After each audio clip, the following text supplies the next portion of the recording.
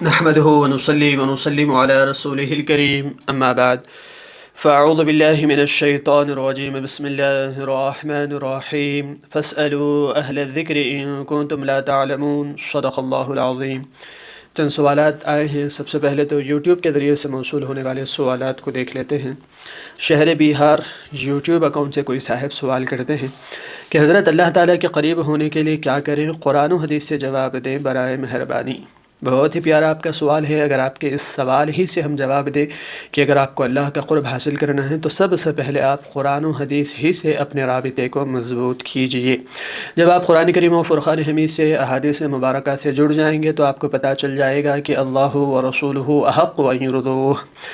اللہ اور اس کے رسول صلی اللہ علیہ وسلم اس بات کی زیادہ حقدار ہیں کہ لوگ ان کو راضی کرے۔ لہذا اپنے تمام معمولات زندگی میں ہر عمل اللہ اور اس کے رسول صلی اللہ علیہ وسلم کی رضا کے حصول کے لیے آپ کرنا شروع کر دیں، انشاءاللہ آپ کو اللہ کا قرب حاصل ہونا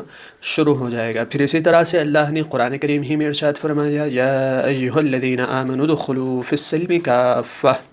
اے ایمان والو پورے طور پر ایمان میں داخل ہو جاؤ۔ کیسے داخل ہوں گے پورے طور پر ایمان میں؟ عشق مصطفیٰ صلی اللہ علیہ وسلم کے ذریعے سے۔ جب تک دلوں میں محبت مصطفیٰ صلی اللہ علیہ وسلم نہیں آئے گی تب تک ایمان کی حلاوت اور ایمان کی تکمیلیت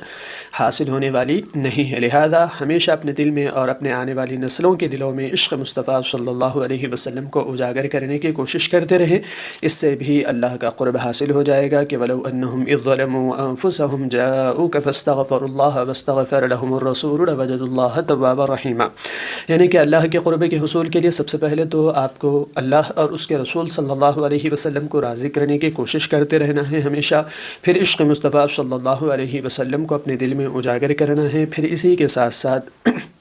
فرائض کی پابندی، اس کے ذریعے سے بھی اللہ کا قرب حاصل ہوتا ہے، اور نوافل کی کثرت۔ اب نوافل میں آپ اگر چاہیں تو درود پاک کا ورد اپنی زبان پر ہمیشہ جاری رکھ سکتے ہیں، چونکہ عشق مصطفیٰ صلی اللہ علیہ وسلم بھی اس کی بدولت مل جائے گا اور اللہ کا مزید آپ کو قرب حاصل ہو جائے گا۔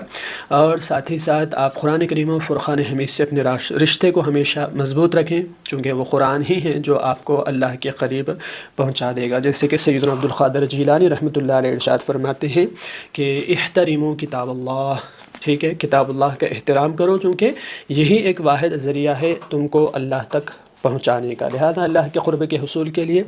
اللہ کے کلام کے ساتھ آپ کا رابطہ ہمیشہ مضبوط رہنا ضروری ہے، چونکہ جب تک آپ قرآن کو سمجھیں گے نہیں تب تک آپ کو احکامات کا پتہ ہوگا نا، منہیات کا۔ لہذا قرآن کریم سے جڑے رہیں، انشاءاللہ اللہ کا قرب آپ کو حاصل ہو جائے گا۔ خلاصۃ الکلام کہ فرائض کی پابندی کر کے نوافل کی کثرت کرنا ہے، عشق مصطفیٰ کو دل میں اجاگر کرنا ہے، دنیا والوں کی یعنی کہ طعن و تشنیع سے بچ کر اللہ کی رضا کے حصول کے لیے ہمیشہ کوشش کرنی چاہیے۔ لومۃ لائم سے آپ نے پرے ہو جانا ہے، انشاءاللہ اللہ کا آپ کو قرب 100% حاصل ہو جائے گا۔ باقی بنت باسط علی خان صاحب یا صاحبہ سوال کرتے ہیں یوٹیوب پر، السلام علیکم ورحمۃ اللہ وبرکاتہ۔ وعلیکم السلام ورحمۃ اللہ وبرکاتہ۔ لفظ معصوم بولنا کسی بھی چھوٹے بچوں کو جائز ہے، اور اگر جائز نہیں ہے تو تمام مسلک کا کیا اتفاق ہے؟ دیکھیں، مسالک کا اتفاق تو آلموسٹ امپاسبل ہے، چونکہ اہل تشیع حضرات کا تو الگ ہی نظریہ ہے معصومین کو لے کر۔ انبیاء و ملائکہ علیہم السلام کے علاوہ وہ ائمہ معصومین کا بھی اعتقاد و عقیدہ رکھتے ہیں، یعنی کہ وہ بھی گناہوں سے پاک ہیں، جبکہ نہ ہی دیابنا، نہ ہی وہابیہ، نہ ہی اہل سنت و جماعت، کوئی بھی اس طرح کا عقیدہ ہم لوگ تو نہیں رکھتے ہیں۔ بہرحال لفظ معصوم یعنی وہ ذوات مقدسہ جن کو اللہ تعالیٰ نے گناہوں سے پاک رکھ دیا ہے، یہ شریعت مطہرہ کی اصطلاح میں اگر کہا جا رہا ہے تو وہ صرف یا تو ملائکہ ہیں یا تو پھر انبیاء علیہم السلام ہیں۔ یعنی کہ معصوم کون ہوتے ہیں؟ وہ ذوات مقدسہ جن کو اللہ تعالیٰ نے گناہوں سے پاک رکھا ہے، ان سے گناہ سرزد ہو ہی نہیں سکتا، جیسے کہ ملائکہ اور انبیاء علیہم السلام ہیں۔ اس شرعی اصطلاح میں اگر کسی چھوٹے بچے کو معصوم کہا جا رہا ہے تو ہرگز نہیں کہا جا سکتا، جائز ہی نہیں ہے، چونکہ ہمارے نزدیک معصومین صرف یہی دونوں ہیں، یعنی ملائکہ اور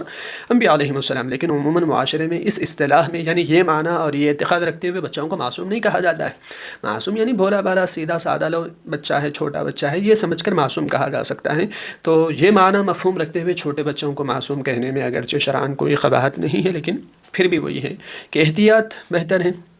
تاکہ بچوں کو بھی عقیدے کا پتہ چل جائے آگے چل کر آہستہ آہستہ۔ امید ہے آپ جواب سمجھ چکے ہوں گے، لیکن ممنوع بھی نہیں ہے اگر اس اصطلاح میں یعنی کہ سادہ لو بھولا بھالا بچہ سمجھ کر معصوم کہا جا رہا ہے تو جائز ہے، باقیہ احتیاط بہتر۔ اور فکر سنیت انسٹاگرام اکاؤنٹ سے صاحب سوال کرتے ہیں، السلام علیکم۔ وعلیکم السلام ورحمۃ اللہ وبرکاتہ۔ حضرت اولیاء اللہ سے مدد طلب کرنا کیسا ہے وصال کے بعد؟ اس پر قرآن و حدیث سے دلائل عنایت فرمائیں، جزاک اللہ۔ دیکھیے ظاہری وصال، دوستوں قرآن کریم و فرقان حمید کو سمجھنا چاہتے ہو، عربک گرامر سیکھنا چاہتے ہو، عربک ویکیبلری کے ساتھ اسپوکن عربک سیکھنا چاہتے ہو، تجوید سیکھنا چاہتے ہو، فرض علوم کورس کرنا چاہتے ہو، سیرت النبی صلی اللہ علیہ وسلم پڑھنا چاہتے ہو، یہ ساری چیزیں آپ کو صرف اور صرف 1 سال میں پڑھوا دی جائیں گے۔ سب سے پہلے تو آپ کو عربک گرامر کے لیے نحو کے 100 اسباق، صرف کے 100 اسباق 2 کتابیں پڑھائی جائیں گی۔ پھر اسپوکن عربک کے لیے آپ کو منہاج العربیہ کے 3 کتابیں پڑھائی جائیں گی۔ پھر ساتھ ہی ساتھ یہاں آپ کو تجوید بھی قرآن کریم کی سکھا دی جائے گی۔ ناظرہ پڑھتے ہوئے اگر آپ کو حروف تہجی بھی نہیں آتے ہو پڑھنے تب بھی کوئی بات نہیں، مکمل قرآن کو آپ تجوید کے ساتھ پڑھنا سیکھ جاؤ گے۔ سیرت النبی صلی اللہ علیہ وسلم بھی یہاں آپ کو پڑھا دی جائے گی۔ فرض علوم کورس بھی آپ کا کروا دیا جائے گا، حتیٰ کہ قرآن کریم و فرقان حمید کو سمجھا بھی دیا جائے گا، وہ بھی لفظ بہ لفظ آیات کا ترجمہ کرتے ہوئے، اس کے مضامین کو سمجھاتے ہوئے، نہ صرف سمجھاتے ہوئے بلکہ اس کے مضامین کو لکھوا بھی دیا جاتا ہے۔ اگر آپ اس 1 سال کے کورس میں انرول ہونا چاہتے ہیں تو اسکرین پر آپ کو واٹس ایپ نمبر نظر آ رہا ہوگا، اس پر آپ ہم سے کانٹیکٹ کر سکتے ہیں، فیس کی ڈیٹیلز ہم آپ کو وہیں پر سمجھا دیں گے۔ دیکھیے ظاہری وصال کے بعد کسی سے مدد طلب کرنا یہ استعانت بغیر اللہ ما فوق الاسباب کہلاتا ہے، یعنی کہ آپ بھی جانتے ہیں تحت الاسباب کی تو کوئی نفی نہیں کرتا، ظاہر ہے اگر ما تحت الاسباب بھی استعانت بغیر اللہ شرک ہونے لگے تو پھر پوری امت مسلمہ ہی نعوذ باللہ مشرک ہو جائے گی۔ رہا ما فوق الاسباب، یعنی ظاہر میں کوئی اسباب نظر نہیں آ رہے ہیں پھر بھی اللہ کے علاوہ سے مدد مانگنا، لیکن اس اعتقاد کے ساتھ کہ حقیقی معاون و مستعین ذات، حقیقت میں مددگار کارساز حقیقی ذات صرف اور صرف پروردگار عالم ہی کی ہے، اسی کی عطا کردہ قوت سے، اسی کی عطا کردہ طاقت سے، اسی کی عطا کردہ اذن سے اس کی مخلوق مدد کر سکتی ہے۔ وہ اگر نہ چاہے تو تمام جن و انس مل کر بھی کسی کا نہ ایک نقصان پہنچا سکتے ہیں، نہ اس کو کوئی ذرہ برابر کوئی فائدہ پہنچا سکتے ہیں۔ یہ اعتقاد، یہ عقیدہ، یہ بلیف رکھتے ہوئے اگر غیر اللہ سے مدد مانگ رہے ہیں تو پھر اس کے جواز کی ہم کو گنجائش مل جاتی ہے۔ اب اس کے دلیل کے لیے آپ مصنف ابن ابی شیبہ کی روایت نمبر 30,438 پڑھ لے سکتے ہیں، جہاں ہم کو خود ہمارے پیارے آقا سکھا رہے ہیں کہ جنگل و بیابان میں اگر آپ کا جانور بھاگ جائے تو آپ کیا کہو، اعینوا عباد اللہ، کہ اللہ کے بندو میری مدد کرو۔ اور اس کی تھوڑی سی تفصیل مسند ابو یعلا میں آئی ہے کہ احبسوا یا عباد اللہ، یعنی کہ اے اللہ کے بندو میرے اس جانور کو پکڑ لو۔ اب ظاہر میں کوئی انسان نظر آ رہا ہے اور اس کو کہہ رہے ہیں، نہیں ایسا معاملہ نہیں ہے، وہ ہو تو پھر وہ تو تحت الاسباب ہو جائے گا۔ تحت الاسباب میں تو قرآن و حدیث میں بے شمار آیات آپ کو مل جائیں گے، جیسے کہ حضرت سلیمان علیہ السلام کا تخت بلقیس کو لانے کے لیے مدد مانگنا، اسی طرح سے حضرت عیسیٰ علیہ نبینا علیہ السلام کا کہنا قال من انصاری اللہ قال الحواریون نحن انصار اللہ، عیسیٰ علیہ السلام کے حواریین کا کہنا ہے کہ ہم اللہ کی راہ میں مدد کرنے والے ہیں، حضرت ذوالقرنین کا کہنا کہ دیوار بنانے میں میری مدد کرو۔ تو یہ تحت الاسباب میں تو بے شمار مثالیں آپ کو مل جائیں گے، اس پر تو کسی کا اتفاق یعنی اختلاف ہونا ہی نہیں چاہیے۔ اگر کوئی کر رہا ہے تو پھر اس کے عقل کا اس کو علاج کرنا چاہیے۔ اب یہ ظاہر میں اسباب نہیں ہے، ما فوق الاسباب مدد مانگنے کی ہم کو تعلیم دی جا رہی ہے، لہذا اگر یہ شرک ہوتا تو کبھی بھی ہم کو ہمارے آقا یہ نہ سکھاتے۔ اسی طرح سے پھر مصنف ابن ابی شیبہ کی ایک اور روایت دیکھ لیجیے 32,665 یعنی 32,665 حدیث نمبر، جس میں حضرت عمر بن خطاب رضی اللہ تعالیٰ عنہ کا ایک واقعہ وہی ہے، قحط سالی ہو چکی تھی، ایک صحابی رسول صلی اللہ علیہ وسلم حضور کے ظاہری وصال کے بعد آ کر پیارے آقا کے روضہ انور پر مانگ رہے ہیں، استسقی لامتک فانہم قد ہلکوا یا رسول اللہ، یا رسول اللہ صلی اللہ علیہ وسلم آپ کی امت ہلاک ہو رہی ہے، آپ کی امت کے لیے اللہ سے بارش طلب کیجیے۔ اب یہاں آپ غور کیجئے، ایک تو ظاہری اسباب کے تحت نہیں مانگا جا رہا، دوسرا مدد مانگ رہے ہیں آقا کے ظاہری وصال کے بعد، وہ بھی ایسی چیز جو یوجولی جو سامنے والوں سے مانگ بھی نہیں سکتے، تحت الاسباب بھی ہو تو نہیں مانگ سکتے، ایسی چیز یعنی کہ صحابہ کا عقیدہ ہم کو بتا دے رہا ہے کہ آقا کے اللہ کے محبوب دانۂ غیوب صلی اللہ علیہ وسلم اس کے ظاہری وصال کے بعد بھی پیارے آقا سے مانگا جا سکتا ہے۔ اگر یہ شرک ہوتا تو سیدنا فاروق اعظم رضی اللہ تعالیٰ عنہ، ظاہر ہے جو جن کے جلال کے بارے میں تو ہر کسی کو پتہ ہی، تو ان پر بھی شرک کا فتویٰ لگا کر ممکن ہے کہ کوڑے لگا دیتے کہ تم نے کیسے آقا کے وصال کے بعد آقا سے مانگا۔ لہذا مقصود تلقین کرنا نہیں، ہم آپ کو یہ نہیں کہہ رہے کہ ٹھیک ہے کل سے جاؤ مزارات پر مانگنا شروع کر دو، نہیں، ہرگز بھی نہیں۔ ہر عالم دین صحیح العقیدہ آپ کو یہ بولے گا مانگنا ہے، رات کی تاریکی میں اٹھو، دھیمی لائٹ جلا لو، اللہ کے حضور 2 رکعت صلاۃ الحاجت پڑھ کر اللہ ہی سے مانگو، ادعونی استجب لکم، وہی فرما رہا ہے۔ اصل معاملہ یہ ہے کہ تم ساری امت کو جو مشرک بنانے پر تلے ہوئے ہو، اس کی یہاں پر تردید کرنا مقصود ہے کہ اس اعتقاد و نظریے کے ساتھ اللہ ہی حقیقی معاون و مستعین و کارساز حقیقی ذات ہے، مانتے ہوئے اگر اللہ کے بندوں سے مانگا جا رہا ہے کہ وہ بندے بھی مدد کریں گے تو اللہ ہی کے اذن سے، اسی کی عطا کردہ قوت و اجازت و اذن سے، تو پھر وہ چیز شرک نہیں ہوتی۔ یہ بتانا اصل مقصود ہے، آپ کو موٹیویٹ کرنا اصل موٹیو نہیں ہے۔ چلیے اس کے بعد محمد احمد انصاری صاحب انسٹاگرام اکاؤنٹ پر ہی سوال کرتے ہیں کہ نماز میں ہندی میں قرآن شریف پڑھنا کیسا ہے، نماز ہوگی یا نہیں؟ جس کو عربی نہیں آتی وہ کیا کرے؟ تو جن کو عربی نہیں آتی تو کیوں نہیں آتی؟ بوجہ عذر، زبان میں کوئی لکنت ہے، ہمیشہ سے معذور ہیں، اس وجہ سے نہیں آتی، یا اپنی ہی کسی کوتاہی یا جہالت کی وجہ سے نہیں آتی، خود نہیں سیکھے ہیں، اپنی جہالت کی وجہ سے نہیں آتی، تو پھر نہیں پڑھ سکتے۔ عذر ہو تو الگ بات ہے، لیکن اپنی جہالت کی وجہ سے قرآن نہیں پڑھ پا رہے ہیں۔ قرآن پڑھنے کا مطلب عربی رسم الخط میں، اگر آپ عربی رسم الخط کے علاوہ ہندی لینگویج میں تصور کرتے ہوئے اس رسم الخط کو ذہن میں رکھتے ہوئے نماز میں اگر ہندی لینگویج میں قرآن پڑھ رہے ہیں تو بے شمار آپ سے لہن ہونا، لہن جلی خفی دو بھی ہو سکتا ہے، تو جی نہیں، دیگر ادر لینگویجز میں آپ قرآن کریم کو نہیں پڑھ سکتے۔ کیا نماز میں، غیر نماز میں بھی آپ ادر لینگویجز میں، جیسے آج کل رومن، اردو یعنی انگلش یا ہندی میں آ جا رہا ہے، تو اس کی اجازت نہیں ہے۔ نہیں آتا تو سیکھا جائے، قرآن کریم کو سیکھنا چاہیے، عربی لینگویج اسی رسم الخط میں پڑھنا چاہیے، چونکہ مخارج کا، صفات کا معاملہ ہوتا ہے، ذرا سے تبدیلی پر معنی اس حد تک تبدیل ہو جاتے ہیں کہ کبھی تو نعوذ باللہ من ذلک کفریہ کلمہ بھی بن جا رہا ہوتا ہے۔ لہذا اگر حالت نماز میں اپنی جہالت کی وجہ سے، اپنی کوتاہی کی وجہ سے قرآن کریم نہ سیکھ کر ہندی یا انگلش یا رومن اردو وغیرہ میں اگر آپ قرآن کریم پڑھتے ہیں تو نماز نہیں ہوگی۔ اسی طرح سے صابرہ بنت جمل صاحب ظاہر سوال کر رہے ہیں کہ پیروں میں کالا دھاگا پہننا جائز ہے؟ لوگوں کا کہنا ہے کہ پیروں کا درد اور نظر سے محفوظ۔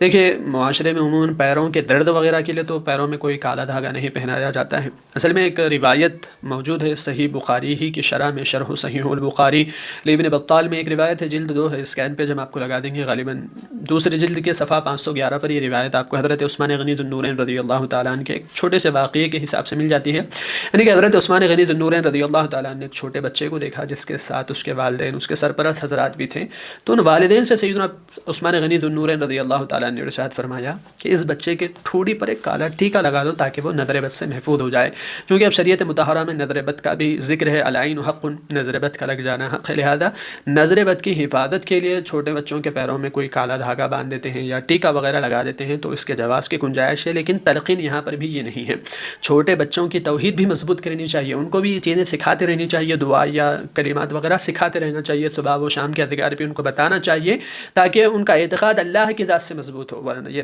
دھاگوں سے یا یہ ٹیکوں سے مضبوط نہ ہو۔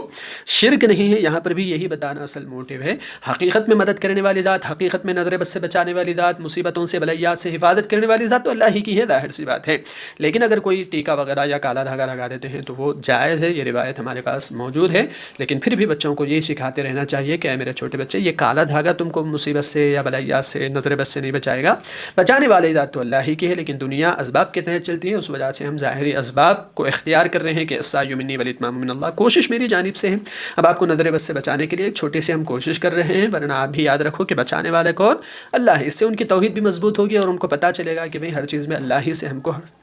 سوال کرتے رہنا چاہیے، لہذا یہی عمل کو اختیار کرنا چاہیے۔ ہاں، ایک ضمنی طور پر یہ بات بھی عرض کر دیں، وہ